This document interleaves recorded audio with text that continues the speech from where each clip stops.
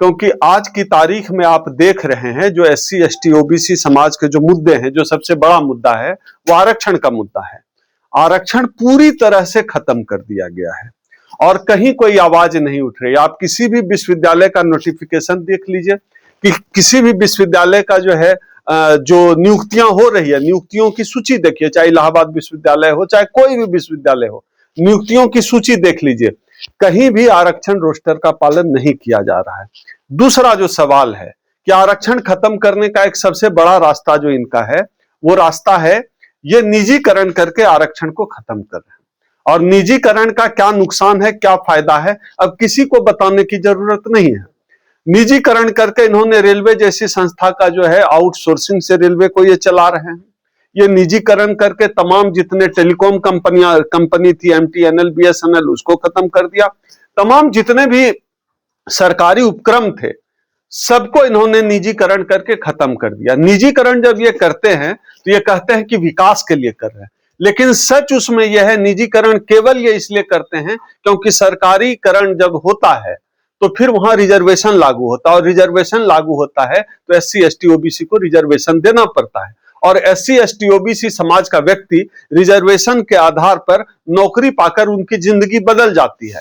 इनको ठीक से यह बात समझ में आती है कि रिजर्वेशन की वजह से इनकी नौकरी बदल, इनकी जिंदगी बदली है। रिजर्वेशन की वजह से जो आदमी इनके सामने नंगे पांव चलता था, माथा पर चप्पल लेकर चलता था, रिजर्वेशन की वजह से वो आदमी आज सूटेड बूटेड होकर चल रहा है। इसलिए यह निजीकरण को खत्म करने के निजीकरण ला रहे हैं। केवल और केवल इनका एजेंडा रहता है कि आरक्षण को किस तरह खत्म कर दिया जाए। साथ ही साथ इस देश में तमाम कंपनियां सरकारी के अलावा प्राइवेट कंपनियां हैं। हम यह मांग करते रहे हैं हमेशा से, लंबे समय से, कि जितने भी प्राइवेट सेक्टर हैं वहां पर रिजर्वेशन लागू किया जाए। प्राइवेट सेक्टर में रिजर्वेशन इसलिए जरूरी है क्योंकि आप प्राइवेट सेक्टर, अब जैसे अडानी को जंगल मिल गया, जंगल कोई अपने बाप के घर से तो दे नहीं रहा है। जंगल इस देश का संसाधन है और इस देश का आप पानी इस्तेमाल करते हैं, जंगल इस्तेमाल करते हैं, चाहे आयरन ओर इस्तेमाल करते हैं, सब इस देश का संपत्ति है और उस देश की संपत्ति में देश के हर नागरिक की भागीदारी है। SC ST OBC समाज की भी भागीदारी है। इसलिए प्राइवेट सेक्टर में आपको आरक्षण लागू करना चाहिए ताकि SC ST OBC समाज की व्यक्ति की जो है हिस्सेदारी प्राइवेट सेक्टर में भी हो, हर जगह लागू किया जा सके। साथ ही साथ एक बड़ा मसला जो हम लोग कॉलेजियम के खिलाफ लगातार बात कर रहे हैं, और कॉलेजियम आज तक एक ऐसा मुद्दा है जिसका समाधान नहीं हो पाया है क्योंकि एक ऐसे जगह पे कॉलेजियम सिस्टम लागू है जो कि बहुत संवेदनशील माना जाता है, जहां आप छू भी नहीं सकते। और हम मांग करते हैं कि वहां कॉलेजियम सिस्टम जुडिशियरी में लागू किया जाए। शेड्यूल कास्ट का तो चीफ जस्टिस ऑफ इंडिया हो जाता है।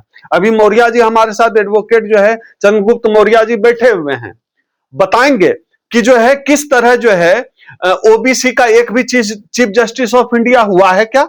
अगर नहीं हुआ है तो इस देश का 70% आबादी क्या इस देश में चीफ जस्टिस ऑफ इंडिया बनने के लायक नहीं है?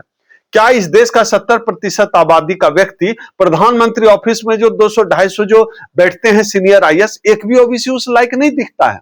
तो हम बराबर मांग करते रहते हैं कि आबादी के हिसाब से प्रतिनिधित्व भागीदारी देनी चाहिए और हम विमर्श में इस बात को भी शामिल करने वाले हैं। साथ ही साथ जो कास्ट सेंसस का मुद्दा है कि जाति जनगणना की जाए, खास तौर पे ये शेड्यूल कास्ट का हक तो ज्यादा नहीं मार पाते हैं लेकिन OBC के हक मारी ज्यादा कर लेते हैं। क्यों? इसके पीछे का एक छोटा सा जवाब यह है क्योंकि OBC आपको जो है केंद्रीय विश्वविद्यालय का वाइस चांसलर नहीं मिलेगा, OBC टीवी में एंकर नहीं मिलेगा, OBC chief justice of India नहीं मिलेगा। बहुत लोग पूछते हैं कि आखिर OBC इन जगहों पे नहीं है तो कहां है? तो OBC मंदिर में घंटा बजा रहा है, OBC कांवर लेकर चल रहा है। यह समाज की सच्चाई है।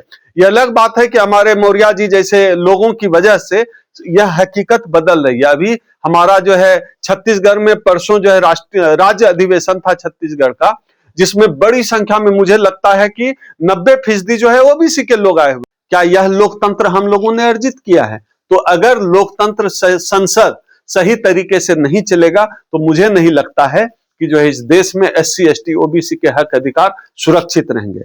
इन तमाम मसलों के अलावा इस देश का SC ST OBC समाज का जो है एजेंडा आगे का क्या होगा, किन मुद्दों पर लड़ाई होगी? क्या सिर्फ राजनीतिक दलों के भरोसे हम लड़ाई लड़ सकते हैं क्या सामाजिक आंदोलन को एक एजेंडा नहीं देना पड़ेगा? तो एजेंडा तय करने के लिए जरूरी है इस समाज के बुद्धिजीवी वर्ग आकर बात करें। देखिए स्थिति कितनी भयावह हो गई है। एक चुना हुआ मुख्यमंत्री जो है बिहार में जो है किसी महिला का जो है नकाब खींच देता है।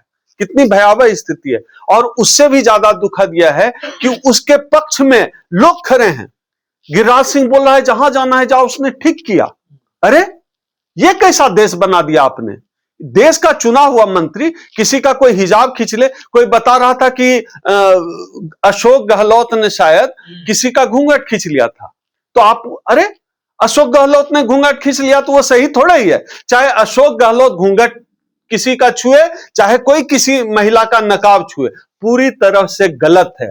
आप, हर महिला का आत्मसम्मान होता है, डिग्निटी होती है। मैं तो आश्चर्यचकित हूं, टीवी मीडिया की जो एंकर है वो जो है बोल रही है, पक्ष ले रही है कि वो ठीक किया, नकाब स्वीकार नहीं किया जाए। अरे क्या बात करती है आप?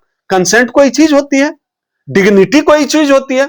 आप जो है न्यूज चैनल में, मैं भी डिबेट में बैठता हूं, मुझे किसी एंकर का टाई पसंद नहीं आएगा तो हम उसका टाई पकड़ के खींच देंगे चैनल के डिबेट में। ये तो लगभग उसी किस्म की बात हुई। आपको जो नहीं पसंद है इसको फासिज्म कहते हैं, और इस पर पूरे देश को मुझे लगता है सोचने की जरूरत है।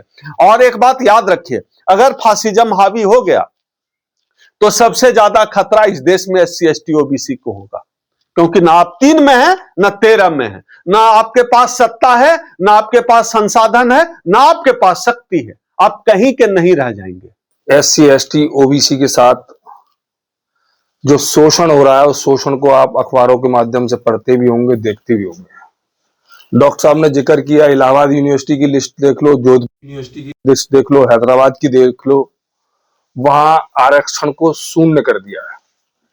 प्राइवेटाइजेशन लाने का, सार्वजनिक उपक्रम खत्म करने का इनका जो उद्देश्य है वो इस देश में हमारे लिए आजादी से पहले वाली स्थिति में ले जाने का पूरा कारण है, और ये वो कारण अपनाना चाह रहे हैं। हमारे OBC वर्ग, SC ST हो, दलित हो, आज की देश में जो उत्पीड़न हो रहा है, डॉक्टर साहब ने एक बात कही कि हमारा व्यक्ति मटके से पानी नहीं पी सकता, कथा नहीं करा सकता, पूजा नहीं करा सकता। ये 75 साल पूर्ण होने के बाद की स्थिति है इस देश में दलित, OBC और माइनॉरिटी की। माइनॉरिटीज का आप अभी एक नवीन मामला देख सकते हैं। बिहार के चुने हुए मुख्यमंत्री ने एक महिला के हिजाब को खींचा। आप ये देखें कि भारत का संविधान भारत में हर संप्रदाय, हर वर्ग को अपनी धार्मिक स्वतंत्रता की पुष्टि करता है, और वो अपने धर्म को मानने के लिए फ्री है, किसी का गुलाम नहीं है।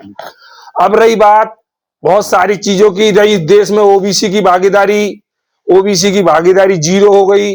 OBC 58% इस भारत में होने के बाद सिर्फ वो पूजा पाठ, कावड़ उठाने, मंदिर का घंटा बजाने में ही लगा है।